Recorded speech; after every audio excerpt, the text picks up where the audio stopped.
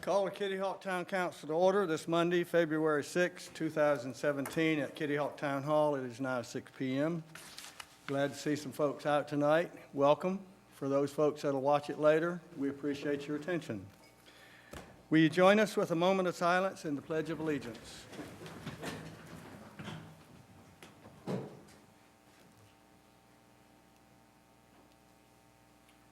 I pledge allegiance to the flag of the United States of America and to the republic for which it stands, one nation, under God, indivisible, with liberty and justice for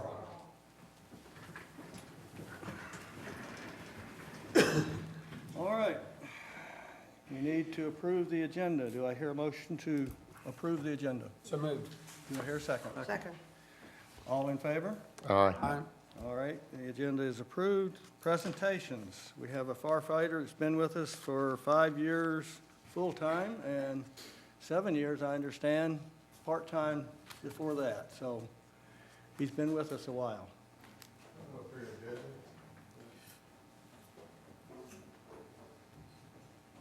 Mayor, Council, pleasure to introduce you to Firefighter Jesse McNeil.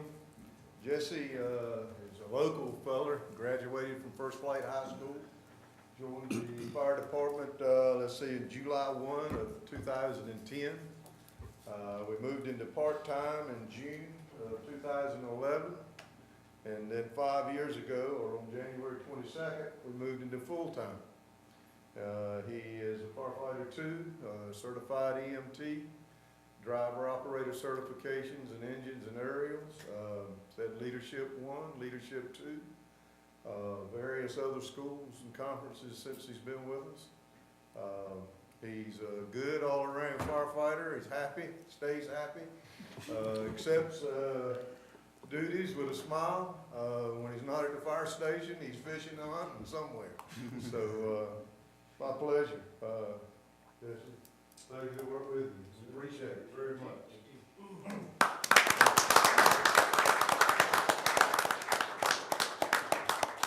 Somebody that's fishing and hunting somewhere all the time sounds like a kitty hawker is what it sounds like to me. All right. Now we have the Dare County League of Women Voters. They have a presentation for us, and then Council is going to discuss a resolution in support of the Equal Rights Amendment that was provided by the League. Please. Thank you, Mayor Perry.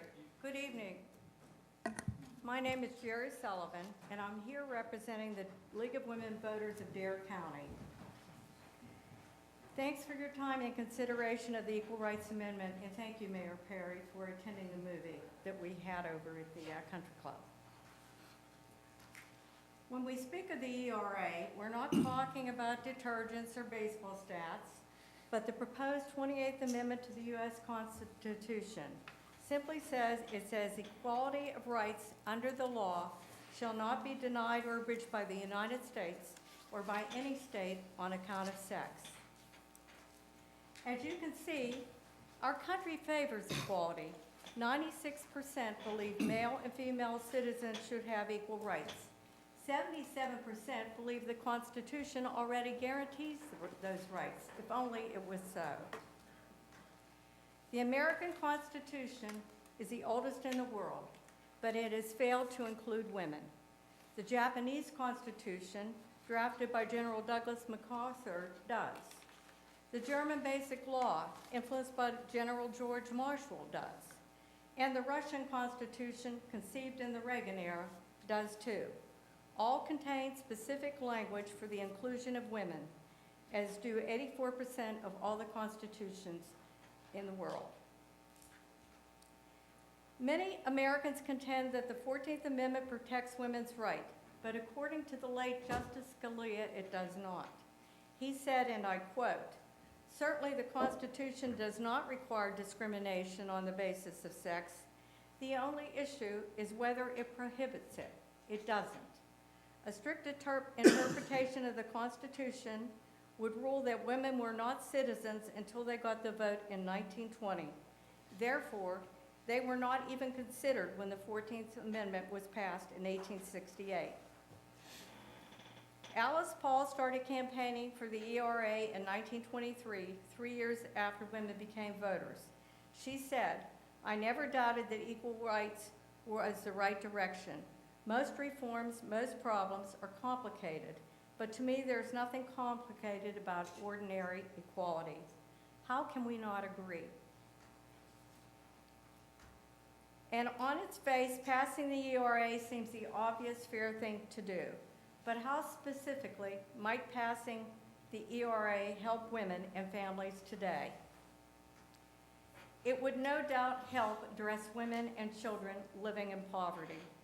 Poverty of women and children brings down nations, communities, and households. Economic analyses by the World Bank, the United Nations, and Goldman Sachs demonstrated a significant statistical correlation between gender equality and the level of development in the countries. Multiple studies have shown that what is good for women is good for nations, neighborhoods, and families. It would help victims of domestic violence receive justice. According to the Supreme Court, enforcing domestic violence restraining orders isn't required, but left to police discretion. The ERA would assure that police could not give domestic violence less importance than an assault by a stranger. The victims are predominantly women when it comes to sexual assault. Currently, the federal government is investigating 147 colleges and universities for failing to protect students under the Title IX provisions. The ERA would ensure the legal rights in Title IX.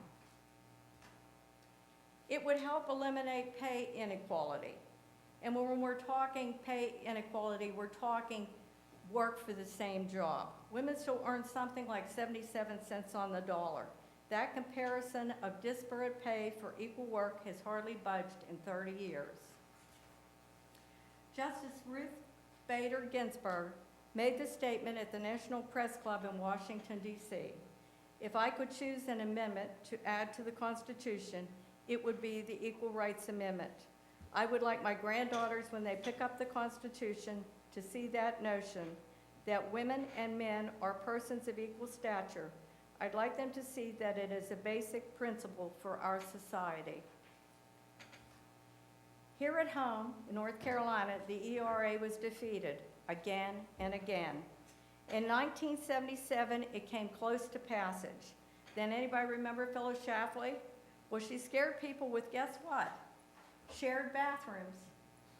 On February 14th, Valentine's Day, Senator Lloyd McKissick and Representative Carla Cunningham are going to introduce the ERA bill into the North Carolina General Assembly. We can pass it this time. All we have to do is speak up. That's why it's so important that we let Raleigh know where we, the people, stand. Please issue a resolution in support of the ERA from the town of Kitty Hawk in the Outer Banks, the land of beginnings. Thank you for your time. Thank you. Are there any questions for me? We're going to discuss this, but after seeing the movie, I did quite a bit of research, and I'm going to open our discussion with a little bit of history here, because I'm talking to other people, and the viewers need to understand where we're coming from. And I thought it might even help our the various council members, so I shared it with them. Before we begin council discussion, a brief history of this complex issue is required in order to aid our viewers' understanding of what your locally elected representatives are being asked to approve. The first ERA amendment introduced to Congress in 1923 spoke to equality of rights based upon sex. That was assumed to mean male and female.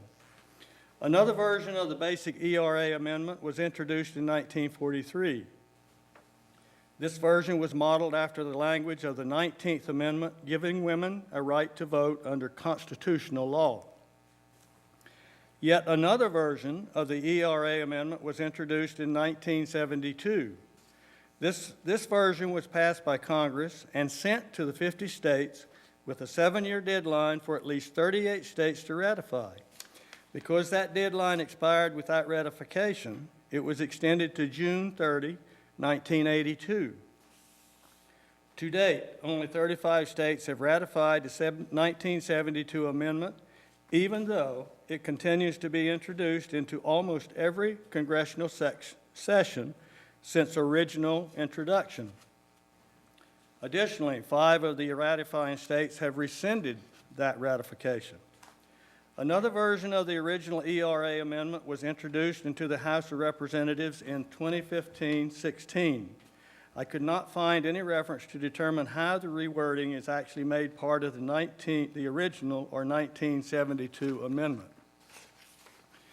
Researching this very complex and highly emotional issue revealed pros and cons that have held up complete ratification since 1923. The information is easily available on the internet. I recommend interested citizens review, but also caution that there is bias in both the for and against published material.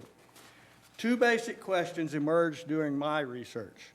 1, since the original version of the amendment has been changed numerous times, the latest in 2015-16, without any version ever being fully ratified, and 5 ratifying states having rescinded their ratification, can a 3-state strategy pass a legal test? 2, based on the number of revisions over the years, what ERA language would actually wind up being ratified if 3 additional states acted to bring the total to 38? That would mean, of course, continuing to include the 5 rescinded and questionable states.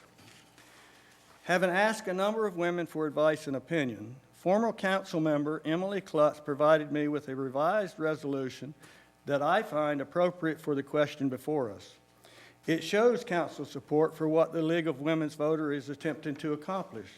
The magnitude of intended or unintended consequence from eventual passage of some form of ERA requires debate from grassroots citizens on a national level. Continuing to pursue the same course of action for 90 years without success may be considered a proper definition of insanity. Now, council, I'll give you this so that you'd have a chance to look at it. Help me out here. What do you want to do? Speak up. Mr. Mayor, being the father of 3 daughters, one is getting married in November. My credit card is already melting, by the way. I am very much in favor of this resolution. I think it's long past due. And I think it would be very appropriate if council decides to pass this resolution that Councilwoman McLean make the motion and also read the resolution. I'd hate to put you on the spot. I think that would be an honor. I would like to do it. Thank you. The entire resolution? Yes, for our viewers, so that they, All right. now, are we talking Emily's cut? Of course. Okay. All right. Is there anyone else that has any comment before you do that? I agree. Yeah. All right. My So we first have a- question was, I thought it was a done deal, so I think definitely all would of us like to kind of move thought it forward. was. And all of us want to see some equality. There's no question of that. All right. So we have a motion and a second. and a reading of the resolution. All right. You need to make the motion, I think. I move that I need my cheat sheet. I move that the following resolution be approved by the Kitty Hawk Town Council supporting equal rights for women. And the resolution reads as follows. Resolution in support of equal rights for women. Whereas the town of Kitty Hawk forthrightly supports equal rights for the citizens of Kitty Hawk and all the people. And whereas women in the United States, since the founding of our country, have been subject to laws denying their ability to participate fully in the blessings of liberty enshrined in the Constitution of the United States for we the people. And whereas the U.S. Constitution does not explicitly guarantee that all rights that it protects are held equally by all citizens without regard to sex, and whereas the Equal Rights Amendment, ERA, was a proposed amendment to the Constitution intended to guarantee equal rights to women, and Whereas Congress passed ERA in 1972 and submitted it to state legislatures for ratification with a ratification deadline of March 22, 1979. And whereas the amendment did not become a part of the Constitution because only 35 of the necessary 38 states ratified the amendment, 5 of those states rescinded the ratification, and no more states ratified before the extended deadline of June 30, 1982. And whereas the United States has made great strides supporting women's rights in the past 50 years, such as the nomination of a woman for President of the United States and women now outnumbering men in enrollment for higher education. And whereas the 14th Amendment's equal right protection has been interpreted by the Supreme Court recently to guarantee gender rights for males and females, invoking strict judicial scrutiny in the decision banning discrimination against same-sex marriages. And whereas ERA is highly controversial, excuse me, and the failure of state ratification was mainly due to widespread opposition from women. And whereas, regardless of progress, women in the United States continue to confront political obstacles, workplace and health care inequities, high rates of poverty, and domestic violence. And whereas legislative branches in both federal and state governments have the constitutional power to pass laws removing societal inequities and punishing crimes perpetrated against women. Therefore, be it resolved that the Town Council of Kitty Hawk, North Carolina, consistent with our commitment to equality for all people and the constitutional power and duty of legislative branches of the United States and the state of North Carolina, call for, 1, open, vigorous debate in the United States Congress and the North Carolina legislature to remedy inequities facing women in federal and state statutes in order to continue progress in the advances in equal rights that women achieved in the 20th century. And 2, if a constitutional amendment is deemed necessary to advance women's equal rights, take up the ERA in the United States Congress, giving all voices of the 21st century the opportunity to engage with elected officials to produce an amendment likely to achieve ratification. Thank you. I'll second that motion, Mr. Mayor. All right. Any further discussion? All in favor? Aye. All right. Sherry, we very much are with you on the subject of equality. It's been changed so much, who knows where it winds up. You can have this if it's of any help to you, and I'll be more than happy. Is that your resolution? This is my research and Your research, I appreciate that. all of that, all right? And the resolution I'll sign once Lynn has it ready for me, Okay, thank you very much. all right? All right. Next, we have public comment. Anyone signed up for public comment? All right. Andrea Scholar, thank you.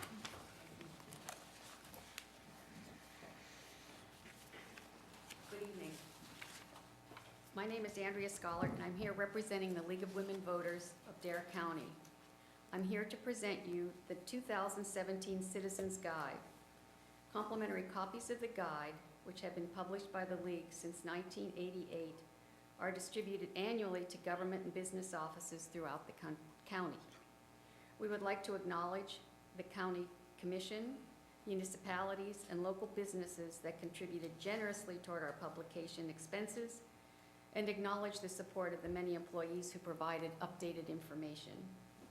Our guide is published under the auspices of the State of League of Women Voters Education Foundation, excuse me. The guide provides names, addresses, phone numbers, and email addresses for national, state, county, and municipality officials. Additionally, the guide has information on governmentally funded recreation areas and services, local attractions, voting information, and emergency numbers. 6,800 copies of the guide are being distributed by the League by league members from Duck to Hatteras Village, Roanoke Island, and mainland Dare County. They are available in libraries, post offices, the Baum and Fessenden centers, as well as town and county offices. The League of Women Voters is a nonpartisan political organization that encourages the informed and active participation of citizens in government and influence public policy through education and advocacy. Publishing this guide is part of our continued commitment to provide pertinent information to our community's voter. Membership in the League of Women Voters is open to anyone of voting age, female or male. New members are always welcome. Thank you for your support, and we hope you find the guide to be useful. Would you like me to just take Thank you. hands? Thank you.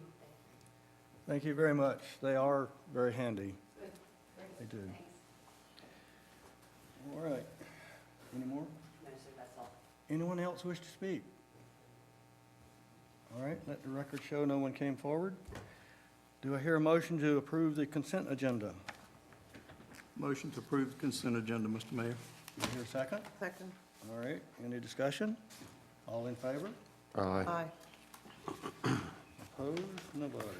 All right, we had nothing removed. Next is planning and town code that has to do with our upcoming beach nourishment. So, Rob, would you fill us in, please? All right. As you're aware, we're going to be undertaking the beach nourishment project in a few months here. And it's been suggested to town staff that we put in some language in our ordinance to kind of protect that sand once it gets put in place. The three items that are included in this one, the first deals with beach bulldozing or beach pushes. If this is approved as of June 1st or when the beach nourishment commences, whichever comes first, beach bulldozing would be prohibited unless certain a couple of certain circumstances. One of those being when the work is performed as part of a hurricane or erosion protection project or beach nourishment project sponsored by the town or any local, state, or federal government agency. When such work is performed at the direction of and with authorization by the town for the purpose of beach maintenance, and when such work is authorized by the issuance of the general waiver of this section by the town council following a natural disaster. Basically meaning, you know, if it's required for beach maintenance or recovery from a storm, then the town can authorize that work and direct that work, but we won't be issuing permits for individual property owners to go out and push sand up by their house. And I guess the reasoning for that is, you know, once we get that sand put in place, if we continue to allow the homeowners to do that, we're going to be degrading the beach that we just created with the beach nourishment project. We did add in a sentence that notes that sand that's moved off the beaches by natural forces may be moved back onto the beach through bulldozing. It had been passed along to me that Nags Head, I think it was Nags Head, had the issue that, you know, we have a storm that push a bunch of sand out onto the road, and by their ordinance, they weren't allowed to push it back to the beach, so it was getting piled up on people's property, so we're trying to avoid that. The second one would be dealing with sand fencing. Once put in place, this ordinance would be, it would make it unlawful to remove, move, or otherwise tamper with the sand fencing, just in order to try to keep the dunes in place once they get, you know, fully established. And then as far as the sandbags go, we put in the same conditions that would allow it for, you know, town and state or federal related purposes. Again, with the reasoning being that the sandbags, they have the intention of being a temporary erosion control measure, but as we've seen in the past, they act as a hardened structure and tend to create further damage on the neighboring properties as the erosion starts to eat out behind it and kind of flank on the adjacent properties. And that was actually suggested by CAMA that we include some reference to the sandbags in the ordinance as we put this into place. With that, I'll turn it over to the council if there's any questions of me. All right. Anybody? Yeah, I gotta, say that, you know, Nag City had the big issue of the fine sand blowing over. They're having to go and scoot the sand up, put it back. Does this completely take that out of the equation? I believe this would allow us to get the sand off the street and put it back to the But a lot of beach times it's side. not on the street, it's on, On like, private property. yeah, it's on the property, it's Right. on the driveways, it's on. Sidewalk? Yeah, sidewalks. I think that line, I think that does cover it, saying that sand that's moved off the beaches by natural forces maybe moved back. I think it gives enough leeway that, on sidewalks and private properties and all, like, let the attorney weigh in on that. You agree? No, I agree with that. I think it's general enough, but in this case, general, not always a good thing. In this case, I believe it is, though. I think they covered it. So, but would you, at the time, would you have to come and get a permit to move that, because they have to go get a camera permit Right. to move the sand back? And to follow up that same kind of thinking, you know, we get a major storm and council comes together, only one section of the beach or 2, 3 houses are done. Right. We're gonna make a decision as a council to open up the whole beach to pushes, is gonna be an individual. No, the Properties. subsection B under that proposed 6-26, when work is performed upon the ocean beaches in compliance with subsection A above, the equipment operator must have a copy of the CAMA permit exemption letter, or exemption letter from the town, on his or her person when conducting this activity. So they'll still, it's not just gonna be free reign to go out and start moving stuff back. They still have to, go through the right channels with CAMA and the town to. But individuals are not, homeowners are not, once this goes into force, a town or a county or some government entity is the one that would be allowing pushes someplace, but not necessarily the way it's been done in the past, to go push the sand up. Right. And that's, the intent is to prevent that.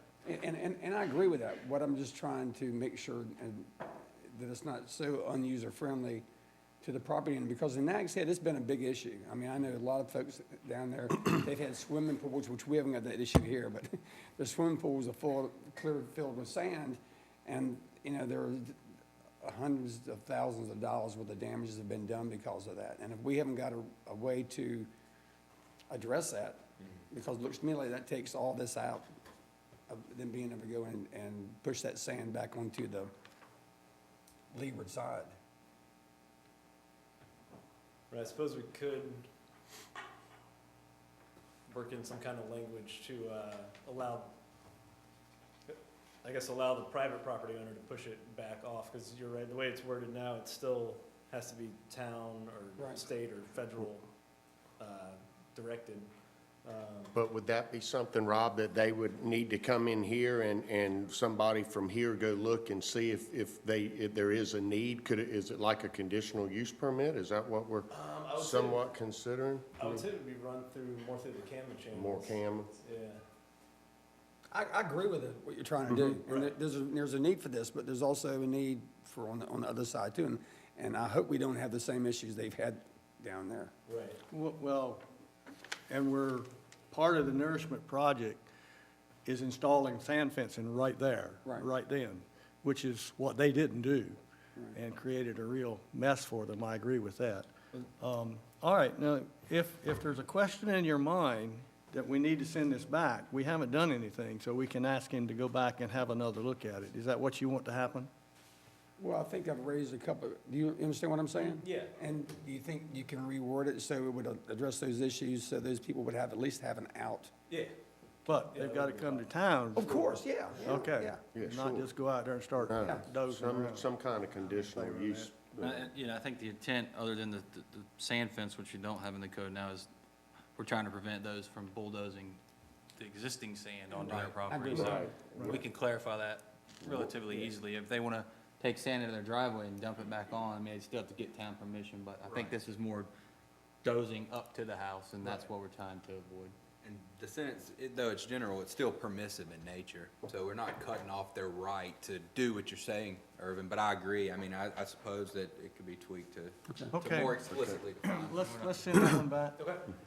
And It's not like June is upon us, so we've got a little bit of time. Right. And which is why I wanted to do this now. And what we're trying to do here is not only do this now, but let people know what's coming and give them time to prepare for what's coming. So, anyway, we're trying, and we'll get there. Okay, the next item was flood insurance rate maps, and that particular item is changing so fast and so rapidly, and we're learning so much, almost every day, that you're going to do a very short song and dance for us, and we'll hold the big briefing for later. Yeah, and this is just an informational item, just Right. kind of update you where we're at. So on June 30th of 2016, FEMA released the preliminary flood insurance rate maps to the localities of our area.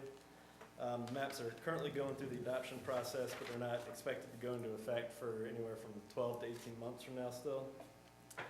As for Kitty Hawk specifically, there are many properties that are currently listed in the AE flood zones that are being redesignated to the shaded X, which is the lowest flood risk.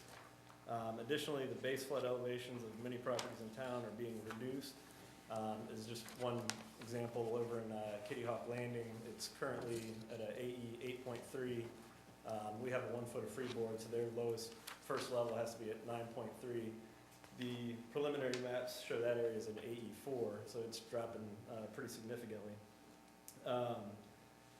In the short term, as a property owner viewing this, it may sound like good news. Their insurance premiums are probably going to be reduced, or if they get moved over into an X zone, unless their mortgage company requires it, they won't be required to hold on to the flood insurance, even though we as a town would highly recommend against dropping their insurance. One of the main reasons that the town is concerned with some of these numbers is, back to the example at Kitty Hawk Landing, when Hurricane Irene came through. Of course, I wasn't here yet, but from what's been told to me, there were many houses that were built to that 9.3 level, and they were just a few inches from having water in their first floor. So if they were built to these new preliminary numbers, they'd have 4.5 feet of water in their first floor. Additionally, under the 1993 maps, Kitty Hawk had AO zones, which deals more with kind of the pooling, the waves that kind of come over the dunes and then has nowhere to go. We've got the preliminary maps show AO and AH zones over in the Lindbergh Avenue area, kind of back where they were in the 1993 maps. In those zones, the AO, they were only required to build, I think it was 3 feet above the ground level for that. Many of those houses that were built to those levels have had multiple flooding events.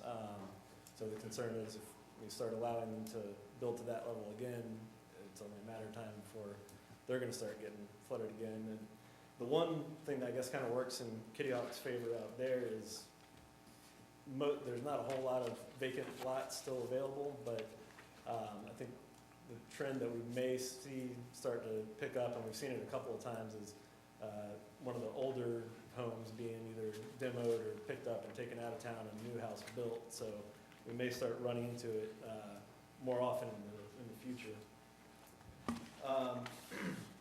So as of right now, the town's tentative plan, and there's still a lot to work out, is adopting the new maps as they come in. The appeal process is very hard to get anything changed with FEMA. You gotta have lots of very scientific data showing why we think their information is wrong, and just looking at the storms isn't enough for that. So what we've kind of talked about so far is, we'll adopt the maps. When somebody comes in to pull a building permit for one of these areas that we know floods, we can, make them sign a waiver or tell them, this area has flooded in the past. We recommend that you build higher than what you're required to by the ordinance. Of course, that only covers for that first owner of the home. Once they build it, or if it's a contractor that's just building a spec home and selling it, that information is not necessarily going to get passed over to the next buyer. Let's see. Another option that we're gonna have that we can look at when it comes up is, when we adopt the maps, we also have to update our flood damage prevention ordinance. And we can look at some of the higher standards for that. Like I mentioned, right now we have a 1-foot freeboard. We could require 2 or 3 feet freeboard to get the houses up a little bit higher. It's all stuff to be looked at, because then we have to look at our maximum height in town. I did have a meeting, or I went to the Dare County Board of Commissioners meeting this morning and saw a presentation from Spencer Rogers on the subject. And he was mentioning, as you go up in elevation on your freeboard, it reduces your insurance premiums so much that within 3 years you've covered the extra cost of construction for going up a little higher. So there is some incentive in building above those requirements. Another interesting thing I learned this morning was homes that are currently, or properties that are currently listed in the AE flood zone, if they're moving to an X zone in these new maps, and then the next map update, or sometime in the future, if they move back into an AE zone, they're not gonna be grandfathered in. So if we get a property that's in an AE, then moves over to an X, somebody builds ground level, and then the next maps come out and they go to AE, their insurance premiums are gonna skyrocket, and they're gonna be required to outfit their house with flood vents and all kinds of stuff. So it's a lot, like Mayor Perry said, it's a lot going on with it. I've actually got another meeting coming up on Thursday with the other local planners, and we're gonna start going over some of the other options. Some of the things that have been tossed around is the method I described a few minutes ago. One of them is adopting the preliminary maps for the insurance rating and regulatory purposes, and adjusting the freeboard requirements. Another one that's been mentioned is adopting the preliminary maps for the insurance rating purposes, but then rely on the 2006 maps for the regulatory purposes, which we've been told we do have authority to do that. It sounds like it would be difficult and a challenge for staff to keep up between the two separate maps. Like I mentioned, that's just some of the options that are floating around out there. Once we get a little further down the road, we can come back with some more concrete ideas of how Kitty Hawk's gonna address it. And I attached in the staff report 3 maps. One of them shows our current flood zones and where they're all located, the preliminary maps, and then the third map shows the change in the two. So if you got any questions about the maps, I can try to answer that. No, it's way too early for me to be worried about this. It's changing. I know that fellow down in Carteret County is challenging the modeling effects, and there's a lot of challenging going on, but they really got you when they say that the only way you can challenge is you have to, meaning us, have to provide the scientific proof to, I don't see us going there, so this is down the road. But thank you, and keep us up to date if you will, please. All right. Thank you. All right, next we have some calls for public hearing, so let's get that out of the way. Do I hear a motion for the first call for public hearing, Blue Water ENT? Mr. Mayor, I move to set a public hearing at the Town Council meeting on March the 6th, 2017, to consider a conditional use permit application to allow an ENT office to be located at 3712 North Crowtown Highway. That's the old daycare center, right? Yes, sir. Okay. All right, do I hear a second? Second. All in favor? Aye. Aye. All right. Next one is an OBX escape room. It's a game room. All right, where you escape from the room. Okay, sounds good. Do you hear a motion for that one? I make a motion, I move to set a public hearing at the Town Council meeting on March 6, 2017, to consider a conditional use permit application to allow a game room to be located on 4009 North Crowtown Highway. Do I hear a second? A second? All in favor? Aye. Opposed? All right. Next one is Turf's Up, another game room. We're gonna have a lot of activities for tourists this coming year, I guess. Do I hear one for that? Mr. Mayor, I move to set a public hearing at Town Council meeting on March 6, 2017, to consider a conditional use permit application to allow a game room to be located at 3712 North Crowtown Highway. Do I hear a second? Second. All right. All in favor? Aye. Aye. And finally, we have public hearing to take us out of an equation for expiration of site plan approvals when it's expired. Do I hear a motion for that? Mr. Mayor, I'll move to set a public hearing at the Town Council meeting on March 6th, 2017, to consider the proposed text amendment to subsection 42-98I, allowing administrative approval of site plan extension approvals. Do I hear a second? Second. All right, all in favor? Aye. Aye. Opposed? All right. New business. Resolution opposing the designation of a special secondary market area. Do I hear a motion to approve the resolution? Mr. Mayor, I make a motion to approve the resolution opposing the designation of special secondary nursery areas. Second. All right, and this resolution is basically following along with all the others that essentially is trying to do away with that petition where they would cut out shrimping and that sort of thing in Pamlico Sound, and 3 miles off the ocean. All right?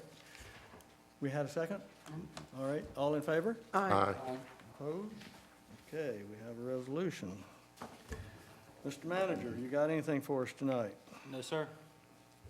All right. How about the attorney? Nothing from me, Mayor. We still have two. Two, as I understand it, service has been worked out on one of them. I think we're still dealing with the service issue on a particular easement. The partnership that we were concerned about initially, we've worked it out. We've got the right person there and their clock's ticking. So when I say that, they've got X amount of time to now respond to our suit.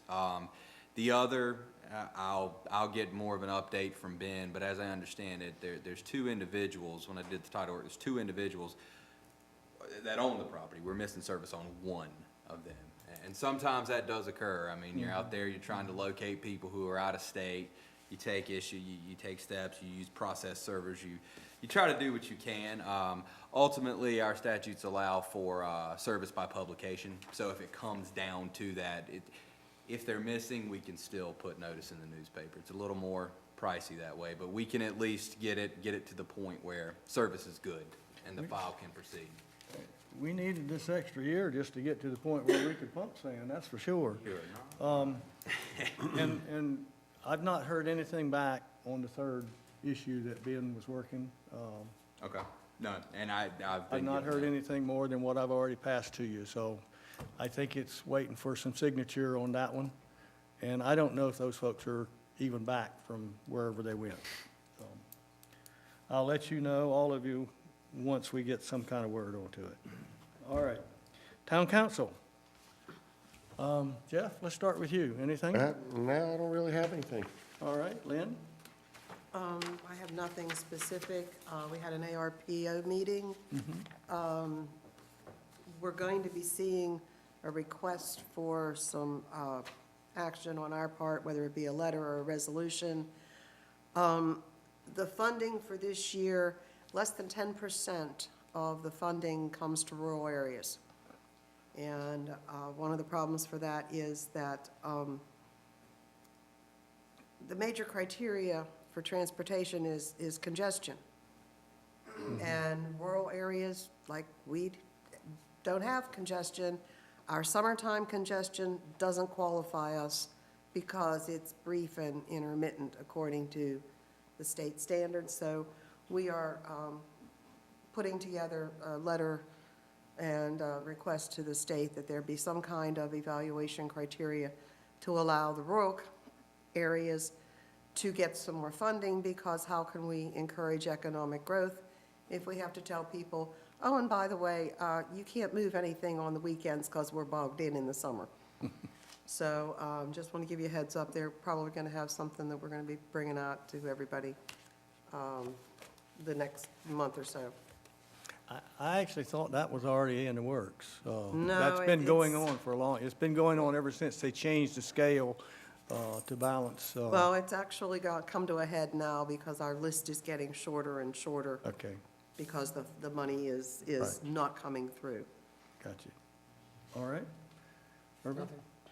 I don't have anything. Okay. The only thing I'm going to put out is Wednesday, February 15th, here in Town Hall, there'll be a beach nourishment informational meeting, and this will be information from project contractors and engineers. It's an open meeting, it's not a council meeting. Council members, you can certainly come and show up, but we won't be in session for anything. It's just information for the public. So I wanted to make sure we got that put out there so that hopefully anybody looking at this will get it. And we're going to do something in the newsletter, maybe, put it, however. All right. Okay. If we got nothing else, public comment. They all left. All right. Anybody want to speak? Let the record show, no one came forward. Do I hear a motion to adjourn? Motion to adjourn. Second. All in favor? Aye. We're done. Thank you.